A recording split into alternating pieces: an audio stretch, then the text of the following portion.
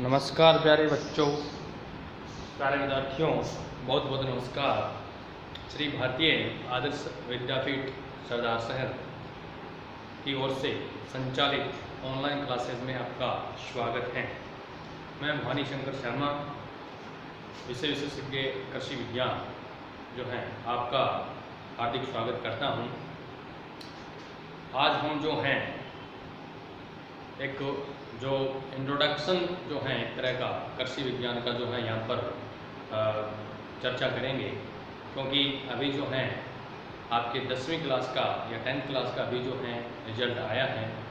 जो 10th के बच्चे हैं अब अलग अलग स्ट्रीम्स या संकाय में प्रवेश लेंगे, तो उसके लिए जो है बहुत सारे अपने संकाय हैं, जैसे कि आपका बायो हो गया, मैथ हो गया, कॉमर्स हो गया, आर्ट्स हो गया। तो अपने यहाँ पर जो आदर्श विद्यालय हैं इसके अंदर एक स्ट्रीम जो है आप जो आदर्श के पुराने स्टूडेंट हैं वो जानते भी हैं, और जो नए जुड़ने वाले हैं उनको बता दूँ कि यहाँ पर जो साइंस का एक संकाय और है जिसको एग्रीकल्चर या कृषि विज्ञान कहा जाता है, उसका भी यहाँ पर अपने जो है अध्ययन काफ़ी पिछले 5-7 सालों से चल रहा है।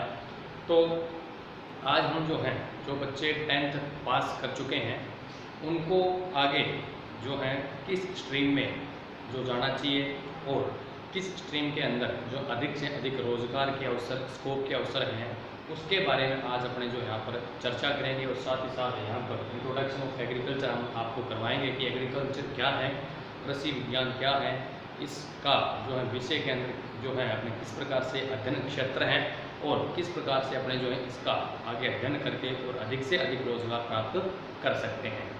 तो जो अभी नए विद्यार्थी आएंगे उनको पहले तो मेरी शुभकामनाएं, और उनको मैं जो आज हैं हर विषय के बारे में अपने हर संकाय के बारे में अपने जो यहाँ पर कंपैरिजन जो है वो करेंगे, जो तुलनात्मक अध्ययन अपने यहाँ पर करेंगे। उसके माध्यम से मैं आपको समझाऊंगा कि आपको जो है कौन सा सब्जेक्ट, क्योंकि आपके कैरियर का सवाल है। अभी जो 10th लेवल है वहाँ तक की जो आपने पढ़ाई की है वो तो चलो एक समेकित है, सम्मिलित जो स्कूली शिक्षा थी वो थी, लेकिन अभी जो आप आगे अपना विषय चूज करोगे या संकाय चूज करोगे या चयनित करोगे, तो उसमें जो है आपके पूरे भविष्य टिका होता है कि आपका भविष्य आने वाला क्या हो सकता है। उसके बारे में अपने यहाँ पर चर्चा विस्तार से करेंगे।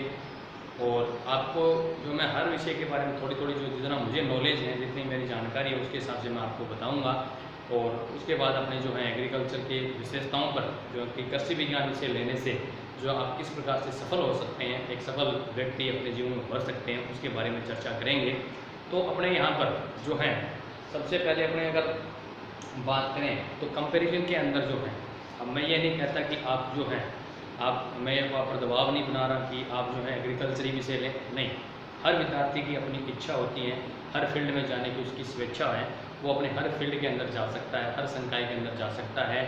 लेकिन हम जो आपको ये बता रहे हैं कि जो एग्रीकल्चर फील्ड है वो आपका बहुत ही अच्छा फील्ड है और काफ़ी आपको रोज़गार के अवसर आपको मिलेंगे, और वो भी बहुत ही कम खर्चे के अंदर। जो अन्य सब संकाय हैं उनके अंदर जो आगे बढ़ने के लिए खूब समय और पैसा चाहिए, अपने संकाय के अंदर ऐसा नहीं है।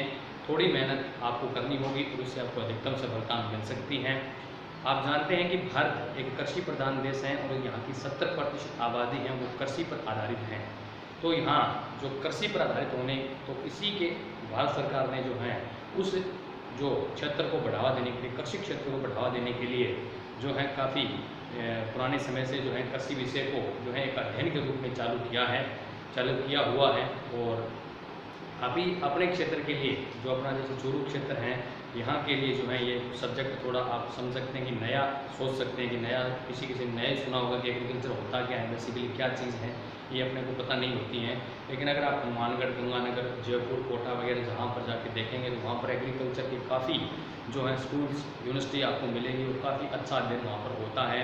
आपने देखा होगा कि कोई भी कृषि विभाग का, इसका कृषि जुड़ा कृषि विभाग होता है, तो कृषि विभाग के अंदर आपने कर्मचारी देखे होंगे, जो राज्य के कर्मचारी हैं वो लगभग आपको जो गंगानगर, हनुमानगढ़, कोटा, जयपुर साइड के मिलते हैं। क्यों? क्योंकि वहाँ पर इस सब्जेक्ट पर काफ़ी जोर दिया जाता है, काफ़ी अच्छी तरीके से बताया जाता है, तो वहाँ के बच्चे इसको अध्ययन करते हैं और काफ़ी अच्छी सफलता प्राप्त करते हैं। तो मैं ये आपको विश्वास दिलाता हूँ कि अगर आप एग्रीकल्चर सब्जेक्ट लेते हैं, एग्रीकल्चर विषय लेते हैं, तो आपको कम समय और कम मेहनत और कम खर्चे के अंदर अधिकतम सफलता जरूर मिलेगी।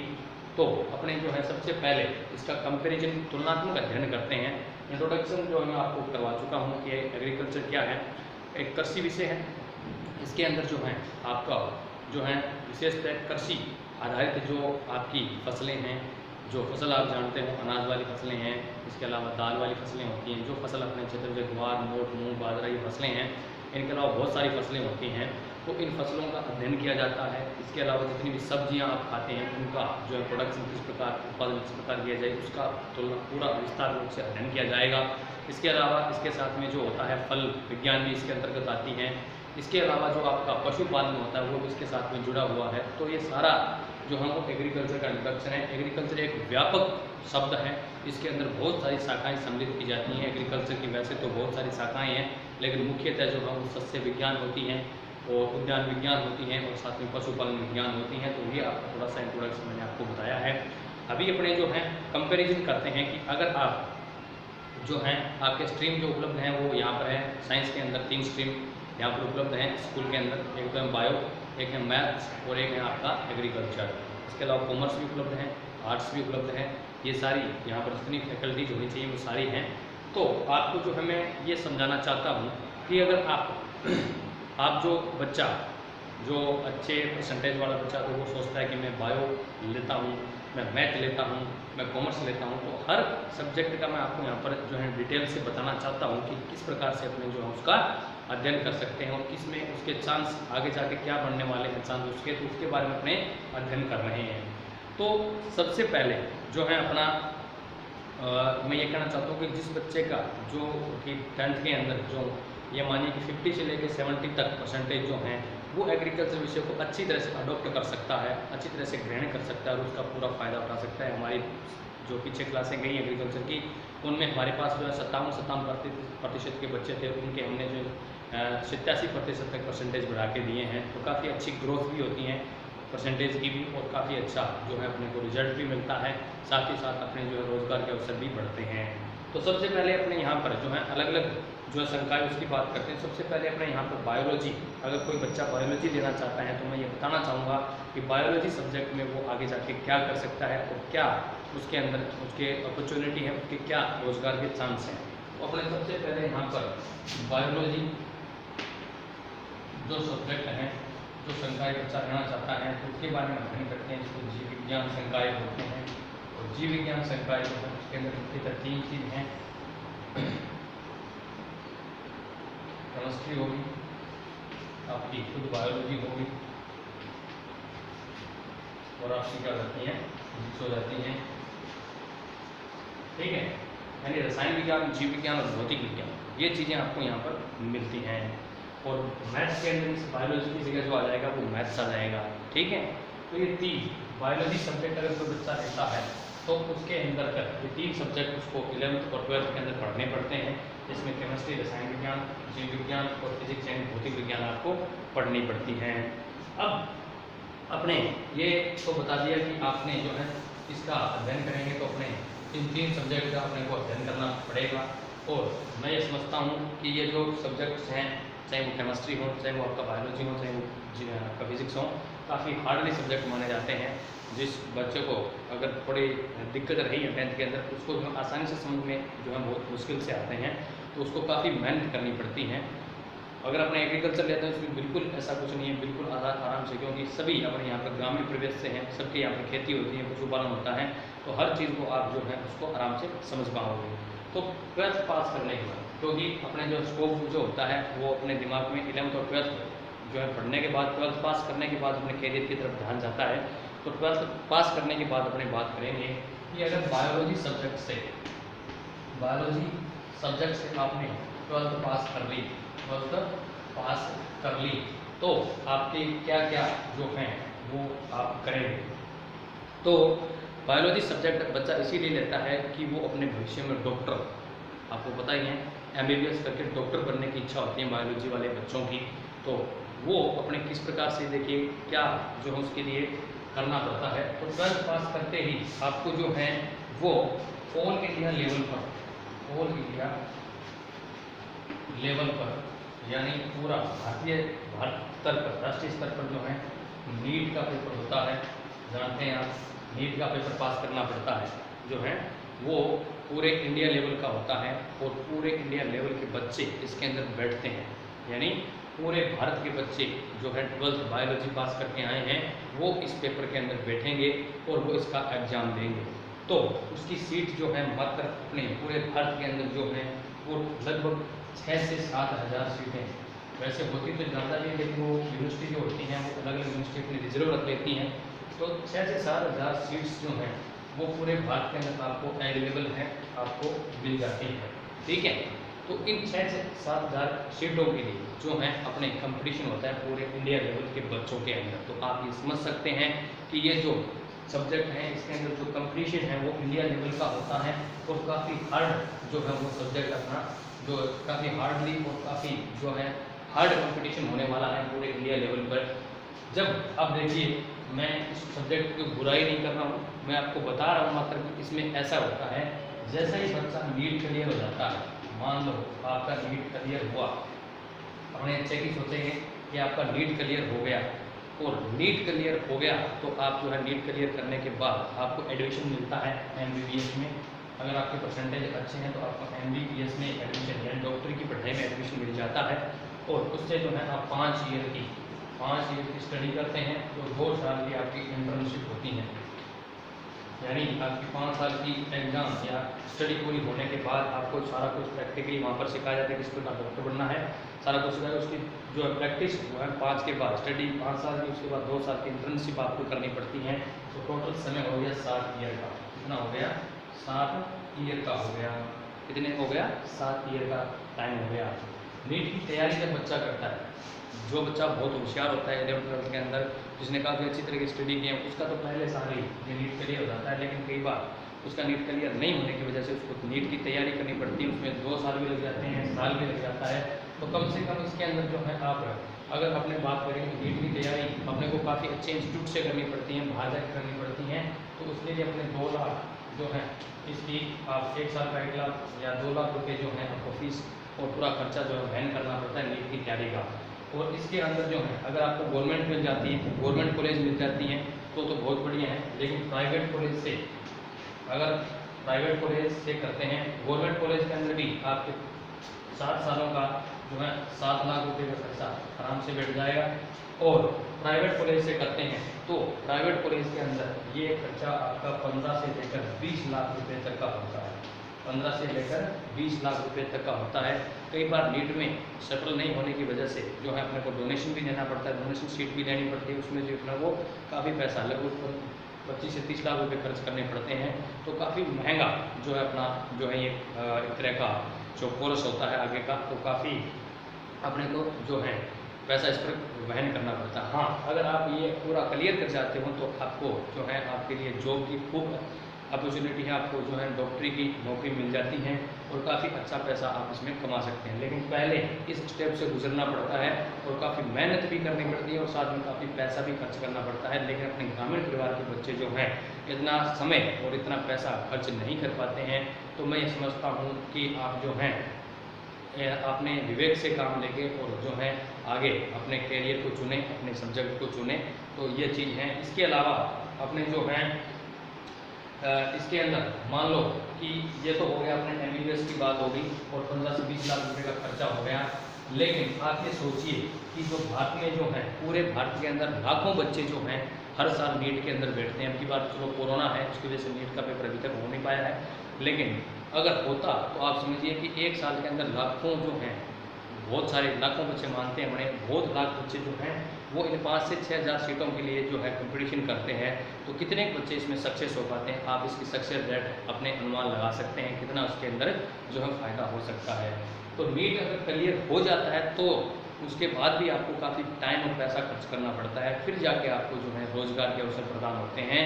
अगर नीट क्लियर नहीं हुआ, आपका फायदा भी अपने नेगेटिव पार्ट पे चलें कि नीट क्लियर आपका नहीं हुआ, आपने 1 साल ट्राई किया, 2 साल ट्राई किया, खूब पैसे खर्च कर दिए, लेकिन फिर भी आपका नीट क्लियर नहीं हुआ, तो आपके पास कोई ऑप्शन नहीं बचता है। फिर आपको जो है बीएससी आप नर्सिंग करना चाहते हो तो बीएससी आप नर्सिंग कर सकते हैं।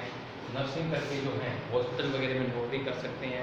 जो कंपाउंडर वगैरह है उसकी सरकार वैकेंसी निकालती है तो उसके अंदर आप अप्लाई कर सकते हैं, वरना आपको प्राइवेट हॉस्पिटल के अंदर काम करना पड़ेगा और उससे जो खास इनकम आपको नहीं होती है। इसके अलावा आप जो हैं एएनएम जीएनएम का कोर्स जो है, एएनएम और जीएनएम का कोर्स का नाम आपने सुना होगा। ये कोर्स जो है वैसे तो इसमें जो है आर्ट्स वाले भी कर सकते हैं एएनएम, लेकिन साइंस वालों के लिए बढ़िया इसका सब्जेक्ट रहा है तो उसके अंदर एएनएम जीएनएम आप कर सकते हैं।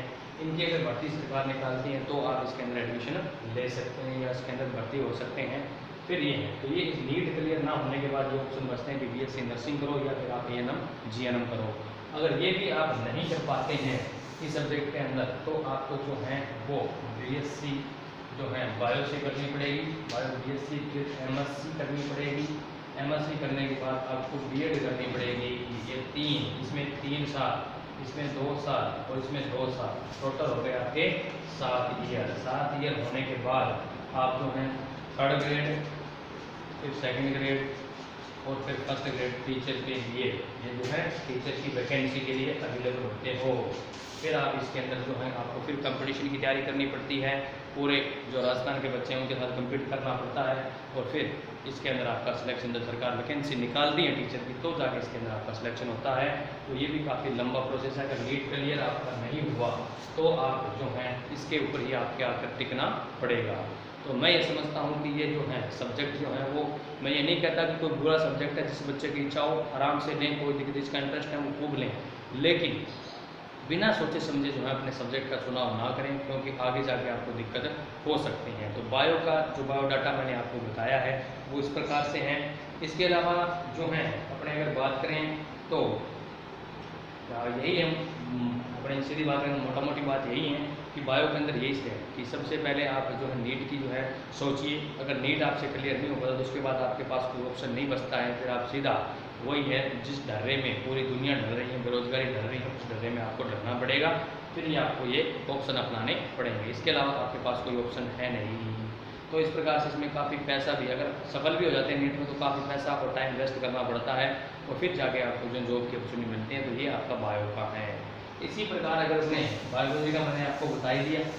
इसी प्रकार अगर अपनी बात करें तो मैथ्स का होता है, इसका होता है मैथ सब्जेक्ट है। जो बच्चा मैथ का इच्छुक है, जिसका गणित में काफ़ी इंटरेस्ट है, वो मैथ सब्जेक्ट जो है वो चूज करने की सोचता है कि मैं जो है मैथ्स के बारे में पढूं या मैथ्स का जो है वो इसके बारे में अपने मैं डिटेल से पढूं। लेकिन मैथ्स का भी मैं आपको बता देता हूँ कि 12th मैथ्स के अंदर क्या होता है, केमिस्ट्री सेम ही बायो वाली केमिस्ट्री वही होती है। इसके अलावा इसके अंदर बायोलॉजी की जगह मैथ आ जाती है, मैथ और फिर फिजिक्स तो होनी होनी है, क्योंकि विज्ञान तो होनी ही होनी है, ये चीज़ है। ठीक है, तो इसके बारे में अगर अपने बात करें तो 12th पास करने के बाद मैथ्स के अंदर क्या होता है, मैथ्स बच्चे क्यों लेते हैं, मैथ्स बच्चे इसलिए लेते हैं कि वो इंजीनियरिंग लाइन में जा सकें, यानी इंजीनियर बन सकें। तो उसके लिए वो उसको जो है अभियांत्रिकी विभाग में वो जा सकें, इसलिए वो मैथ का चुनाव करते हैं। तो उसके लिए जो है क्या करना पड़ता है, 12th पास करने के बाद मैथ में अगर आपने 12th पास कर ली उसके बाद आपको क्या होगा, IIT का एग्ज़ाम देना होता है। ये एग्ज़ाम तो होता है, ये भी आपका ऑल इंडिया लेवल होता है, ऑल इंडिया लेवल पर ये एग्ज़ाम होता है। ये ऑल इंडिया लेवल पर आपका IIT का एग्ज़ाम होता है और ये 12th पास करने के बाद आपको IIT की तैयारी करनी पड़ती है, क्योंकि बिना तैयारी के हाँ कोई बच्चा काफ़ी बहुत ज़्यादा 100% लाने वाला बच्चा है 12th के अंदर, उसने काफ़ी गहरी तरीके से अध्ययन किया तो उसका IIT में सिलेक्शन हो जाता है पहले साल ही। लेकिन बहुत सारे बच्चे ऐसे हैं जिनका जो पहले साल IIT में सिलेक्शन नहीं हो पाता है, उसको जो है 1 या 2 साल 2 ईयर उसको तैयारी करनी पड़ती है। उसमें भी जो है 3 से लेकर 4 लाख रुपये तक आपके खर्च होते हैं तैयारी में, 3 से लेकर 4 लाख रुपये। और फिर अगर आपका IIT एग्ज़ाम जो है वो क्लियर हो जाता है तो फिर आपको IIT में जो है एडमिशन मिलता है और उसके बाद आपको इंजीनियरिंग की पढ़ाई करवाई जाती है। और ये भी मैं सोचता हूँ कि जो है वो 5 ईयर का जो है आपका 5 ईयर की जो है ये, इसको अपने बीटेक बोलते हैं, बी टेक बोलते हैं।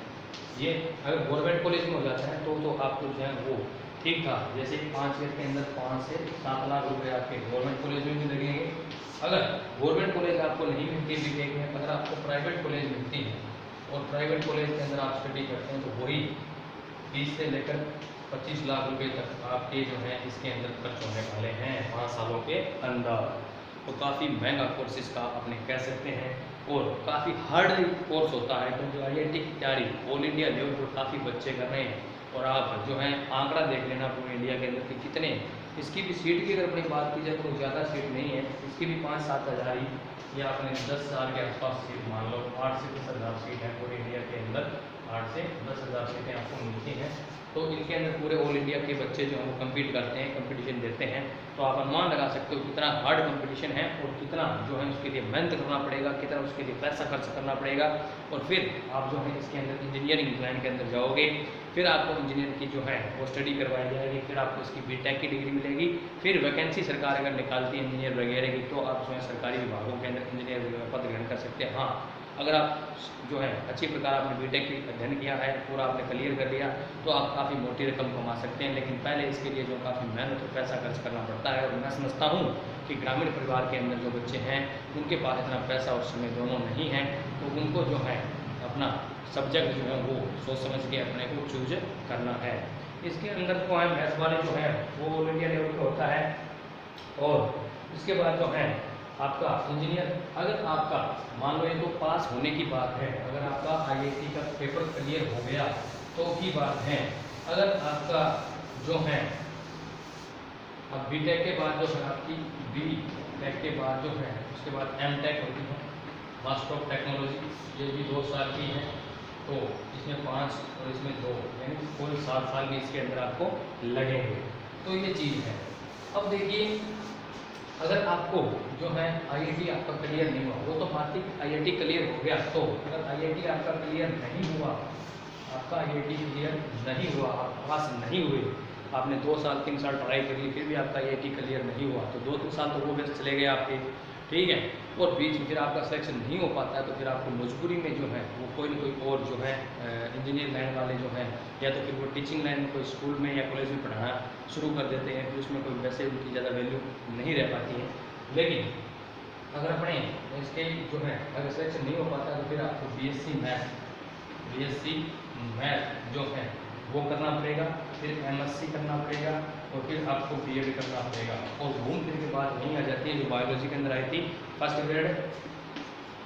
ग्रेड, सेकेंड ग्रेड, और आपको जो है थर्ड ग्रेड जो है वो टीचर लाइन में जाना पड़ेगा। वो भी जब सरकार वैकेंसी निकालेगी तो संभव है, वरना वो भी संभव नहीं है। फिर आपको प्राइवेट सेक्टर में काम करना पड़ेगा, और प्राइवेट सेक्टर में अगर काम करते हैं तो आपको पता है जितना काम करेंगे उतनी आपको सैलरी मिलेगी, जितना आपको हार्ड वर्किंग करते हैं उतना ही पैसा आपको मिलता है।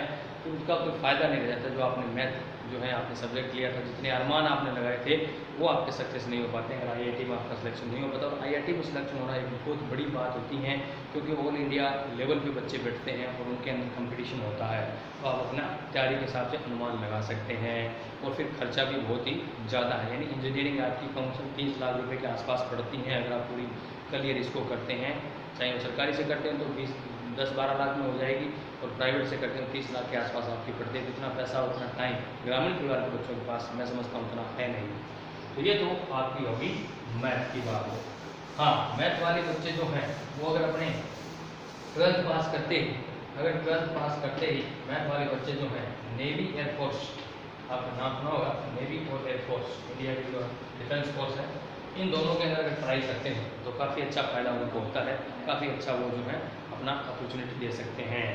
लेकिन आप ये मत समझना कि एग्रीकल्चर वाले बच्चे भी हैं जो नेवी एयरफोर्स में, हाँ, तो इनके अंदर टेक्निकल पोस्ट आती है, इनके अंदर तो तकनीकी पोस्ट आती है, उनके अंदर तो सिर्फ मैथ वाले बच्चे जाएंगे। ये मैं अच्छी तरह समझता हूँ। पायलट वगैरह की जो टेक्निकल पोस्ट होती हैं उनके अंदर तो ये जाएंगे। इनके अंदर भी 2 ग्रुप होते हैं नेवी एयरफोर्स के अंदर, एक X ग्रुप होता है, एक होता है X ग्रुप, एक होता है Y ग्रुप होता है। तो X ग्रुप के अंदर जो है वो केवल आपके मैथ वाले बच्चे जाएंगे। टेक्निकल ग्रुप है, इसके अंदर तो मैं मानता हूँ मैथ वाले बच्चे जाते हैं। लेकिन Y ग्रुप जो होता है उसके अंदर बायो, मैथ, और एलजी यानी एग्रीकल्चर के बच्चे वाई ग्रुप के अंदर आपके जा सकते हैं, कोई दिक्कत वाली बात नहीं है, नॉन टेक्निकल है। तो नेवी एयरफोर्स के अंदर आप एक्स ग्रुप में नहीं जा सकते। हम सारी बात क्लियर सच बोल रहे हैं, झूठ कोई नहीं बोलेंगे अपने, कि एक्स ग्रुप के अंदर सिर्फ मैथ वाला बच्चा जा सकता है, बायो वाला भी उसमें नहीं जा सकता, मैथ वाला बच्चा जा सकता है। और जो टेक्निकल पोस्ट होती है सिर्फ मैथ वाला बच्चा, एक्स ग्रुप में टेक्निकल पोस्ट होती है। अब एक वाई ग्रुप भी होता है, नॉन टेक्निकल पोस्ट होती है, मेंटेनेंस वगैरह की, लिपिक वगैरह की, एलडीसी वगैरह की, तो उसके अंदर जो हम बायो वाले, एजी वाले वो आराम से जा सकते हैं। तो ये बात यहाँ पर जो होती है वो है। इसके अलावा जो अपने ये मैथ हो गया, मैथ के अलावा अगर अपने बात करें तीसरे सब्जेक्ट की, तो तीसरा संकाय अपना कौन सा आता है? कॉमर्स आता है। कौन सा आता है? कॉमर्स आता है। तीसरा संकाय अपना कौन सा आएगा? कॉमर्स आएगा। कॉमर्स यानी वाणिज्य, वाणिज्य संकाय। वाणिज्य संकाय की क्या खासियत होती है? वाणिज्य संकाय जो है लेखा जोखा रखने वाला, या जो अपने कह सकते हैं खाते बही का काम करने वाले जो वाणिज्य संकाय के अंदर जाएंगे, जो बच्चा वाणिज्य संकाय के अंदर इंटरेस्ट रखता है वो जरूर जाए। मैं ये नहीं कहता कि आप एग्रीकल्चर लें, जिस बच्चे का वाणिज्य संकाय या मैथ बायो जिस भी संकाय के अंदर इंटरेस्ट है, तो वो अपनी सोच, मैंने आपको बता दिया कि इस प्रकार से ये बायो मैथ के अंदर होने वाला है, उसके हिसाब से आप सोच के अगर आपको जो रिस्क उठानी हो तो आप जा सकते हैं, कोई दिक्कत वाली बात नहीं, क्योंकि वो मजबूत इरादों के आगे जो है कुछ भी नहीं होता, इरादे मजबूत होने चाहिए, सब कुछ क्लियर हो जाता है। तो वो चीज़ है। मैं ये नहीं कहता कि आपका नीट वगैरह में सिलेक्शन नहीं होगा, मैं पहले ये बताऊँ आपको, मैंने पहले इसीलिए बताया कि आपका अगर सिलेक्शन हो गया तो आपको ये करना है, वो मैंने आपको बताया। अगर नहीं हुआ तो थोड़ा सा, क्योंकि हम दो चीज़ों को लेकर अपने को चलना पड़ेगा, एक तो सकारात्मक पक्ष और एक नकारात्मक पक्ष, दोनों हर चीज़ के अपने को लेकर चलने पड़ते हैं। तो सकारात्मक में मैंने आपको बताया बायोमैथ का, और नकारात्मक भी बताया। इसी प्रकार में वाणिज्य की बात करते हैं, तो वाणिज्य संकाय जो है वो, हाँ, आपका जो है वो आपका जो इंटरेस्ट वाले बच्चे हैं वाणिज्य संकाय के अंदर, लेखा जोखा वाला, कंप्यूटर आजकल जो है वो अपने जो है आपका अकाउंट्स वगैरह का जो कंपनी का या बड़ी जो फैक्ट्रियाँ वगैरह होती हैं उनका अकाउंट्स का जो काम होता है वो वाणिज्य संकाय के अंदर देखा जाता है। तो वाणिज्य संकाय जो है उसके अंदर जो है आपके विशेष करके जो अपने सेठ साहूकार के बच्चे होते हैं, उनका बढ़िया वगैरह उनके बच्चों को काफ़ी इंटरेस्ट होता है, तो वो आराम से जा सकते हैं। इसके अलावा जिस बच्चे का वाणिज्य संकाय के अंदर इंटरेस्ट है वो जा सकता है। लेकिन वाणिज्य संकाय के अंदर 12th पास करने के बाद ऑप्शन क्या है वो देखिए। तो 12th पास अगर आपने की है वाणिज्य संकाय के अंदर, तो आपको जो है इसके अंदर दो नाम आते हैं, एक तो आता है CA बनना, और एक होता है CS बनना। CA का मतलब है चार्टेड अकाउंटेंट, CA का मतलब क्या हो गया? चार्टेड अकाउंटेंट हो गया, और CS का मतलब कंपनी सेक्रेटरी होगा। ये काफ़ी अच्छी पोस्ट होती हैं, लेकिन इनके लिए खूब मेहनत करनी पड़ती है और खूब पैसा लगाना पड़ता है, सीधी बात है। और 12th के अंदर ऐसे नहीं है कि आप नॉर्मली परसेंटेज से काम चला लोगे, नहीं, आपको खूब मेहनत करके परसेंटेज और खूब जाके इसके अंदर जो आगे आपका कैरियर है उसके अंदर आपको खूब मेहनत करनी पड़ती है आपको, वरना आप जो है उसमें सक्सेस नहीं हो पाओगे। कंपनी सेक्रेटरी के लिए भी 3 साल के जो है आपको 3 साल तक आपको पेपर लगते हैं, उन पेपर की तैयारी के लिए 3 साल तक तैयारी करनी पड़ेगी। उसके बाद जो है 2 साल की इंटर्नशिप होती हैं, और उसके बाद जो है आपका कैरियर बनता है CA के रूप में। वो भी आपको CA की डिग्री मिलने के बाद जो ऑल इंडिया लेवल पर पेपर होता है CA का, उसको आप क्लियर करोगे तो आपको CA जो है वो राज्य सरकार या गवर्नमेंट जो है आपको अप्रूव करती है कि आप चार्टर्ड अकाउंटेंट बन गए हैं। कंपनी सेक्रेटरी जो कंपनियाँ होती हैं उनके अंदर जो है सेक्रेटरी के रूप में, लेखा जोखा शास्त्र के रूप में जो है ये प्रबंधक के रूप में आप काम कर सकते हैं, CS। हाँ, इसका भी जो है वही है, आप 3 साल इसकी तैयारी कीजिए और फिर इसकी इंटर्नशिप भी हुई है, तो 5 साल का समय इसके अंदर आपको लगता है। तो ये CA और CS बन सकते हैं, कॉमर्स लेकर CA और CS बन सकते हैं, काफ़ी अच्छी अपॉर्चुनिटी है। लेकिन सबसे पहले इनके ऊपर आपको तैयारी करने में कम से कम 20 से 22 लाख रुपये खर्च करने पड़ेंगे। यानी जब तक आप CA बनोगे, जब तक CA या CS बनोगे, तो आपको 20 से 22 लाख रुपये खर्च कर चुके होंगे, और मेहनत भी बहुत ज़्यादा मेहनत करनी पड़ेगी आपको, वरना जो है आप कम्पीट फाइट नहीं कर पाओगे, क्योंकि ये भी ऑल इंडिया लेवल का ही होता है, ठीक है ना। तो इसके अंदर जो है अपने CA या CS के अंदर भी अपने इस प्रकार से कॉमर्स वाले जा सकते हैं। इसके बाद आप जो है 5 ईयर के अंदर आप जो है, इसके बाद आप बैंकिंग सेक्टर के अंदर भी जो है कॉमर्स वाले बैंकिंग सेक्टर के अंदर आराम से जो है आप अकाउंटेंट की वगैरह कोर्स जो आते हैं उसके अंदर जा सकते हैं। तो उसके लिए भी जो है अपने को मेहनत करनी पड़ती है, लेकिन मूल मैंने आपको बता दिया कि जो आप है CA और CS की तैयारी करेंगे तो उसके लिए खूब पैसा और खूब मेहनत आपको करनी पड़ेगी। तो मैं समझता हूँ आप सोच समझ के अपने जो है सब्जेक्ट का चुनाव करें, ये मैं आशा आपसे करता हूँ। इसके अलावा जो अगर आपका ये तो हो गया सी ए और सी एस में आपका सिलेक्शन हो गया, तो अगर नहीं हुआ, अगर सी ए या सी एस की तैयारी आपने 3-4 साल कर ली, वो पैसा भी लगा दिया, लेकिन आप सी ए और सी एस नहीं बन पाए, तो आपकी वो टाइम भी बच जाएगा, वो पैसा भी बच जाएगा। फिर आपको मजबूरन जो है कुछ नहीं है, फिर आपको बी कॉम, फिर एम कॉम और फिर बी एड करना पड़ेगा। और इनके अंदर 3 + 2 + 2 यानी 7 साल, 3 2 5 7 साल का टाइम लगेगा, इसमें भी पैसा लगेगा। और फिर आप फर्स्ट ग्रेड और सिर्फ थर्ड ग्रेड, इस 2 टीचर की लायक हो जाओगे, क्योंकि सेकंड ग्रेड की पोस्ट जो होती है वो कॉमर्स में नहीं आती है। इसमें सिर्फ फर्स्ट ग्रेड आएगी और आपकी थर्ड ग्रेड आएगी। इसकी पोस्टें भी जो है बहुत ही रेयर चांस है, बहुत कम पोस्टें आती हैं टीचर के रूप में फर्स्ट ग्रेड और थर्ड ग्रेड की। और बी कॉम, एम कॉम और बी एड करने के बाद आप फर्स्ट ग्रेड के लायक होते हैं। बी कॉम, एम कॉम करने के बाद थर्ड ग्रेड जो है बी एड, बी कॉम और बी एड करने के बाद आप थर्ड ग्रेड दे सकते हैं। सेकंड ग्रेड की पोस्ट इसमें आती नहीं है, तो फिर आपको मजबूरन टीचर वाली लाइन को पकड़ना पड़ेगा, क्योंकि लास्ट हथियार अपना यही होता है, टीचर वाली लाइन पकड़ें या फिर कोई अन्य पटवार, रीड वगैरह, ग्राम सेवक, पुलिस, इनकी तैयारी करें। तो सभी विषय में कर सकते हैं, आर्ट वाले भी कर सकते हैं, बायो वाले भी कर सकते हैं, मैथ वाले भी कर सकते हैं और आपका एग्रीकल्चर वाले भी कर सकते हैं। ये सब की सब जो है ऑल कंपटीशन के लिए है। फिर आप ऑल कंपटीशन की तैयारी करो या फिर टीचर की तैयारी करो, तो ये आपका होता है। अगर आप कंपनी सेक्रेटरी या सीए नहीं बन पाए, तो उतना पैसा लगा के भी नहीं बन पाए, तो आपके लिए एडमिशन हो जाती है। तो आप सोच समझ के अपने विषय का सब्जेक्ट का चुनाव करें। तो आज अपने जो है 3 सब्जेक्टों का जो कंपैरिजन है वो आपने अच्छी तरीके से पढ़ा है, और मैं समझता हूँ कि आपको ये जो कंपटीशन का जो है आपका जो कंपैरिजन है वो अच्छी प्रकार से समझ में आएगा। अपने अगले वीडियो में जो है आर्ट्स और एग्रीकल्चर के अंदर भी क्या जो है स्कोप हैं और क्या इसके अंदर आपका करियर बन सकता है, उसके बारे में चर्चा करेंगे। तब तक के लिए आप जो है आदर्श के ऑनलाइन स्टडी करते रहिए। मिलते हैं अगले वीडियो में। धन्यवाद।